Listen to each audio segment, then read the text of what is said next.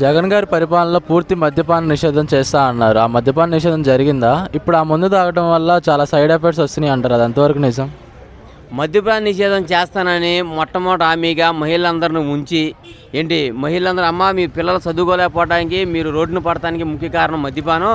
ఆ మద్యపానాన్ని పూర్తిగా నేను సమూలంగా నాశనం చేస్తానని చెప్పి ఆ మహిళలందరితో ఓట్లు వేయించుకొని ఈరోజు 50 రూపాయలకి 60 రూపాయలకి దొరికే క్వార్టర్ని 230, 250, కరోనాలో 300 కూడా అమ్మి బ్లాకులో అమ్ముకొని పేద ప్రజల రెక్కాడితే కానీ డొక్కాడు కానీ ప్రజల ఒక శ్రమను దోపిడీ చేసుకొని ఆ డబ్బులు మొత్తం అంతకుముందు కనీసం ఒక 200, 300 సంపాదిస్తే ఒక 100, 150 తాగి కనీసం 100 ఇంటికి తీసుకెళ్ళాడు. ఇవాళ అది కూడా కాదు. ఇది సంపాదించిన 200, 300కి ఇంకో 100 తోడేసుకొని ఇంకో 100 అప్పు చేసుకొని మద్యం తాగుతూ ఆ మద్యంలో తేలుతున్నారు తప్ప మద్యపాన నిషేధం అనేది జరగదు.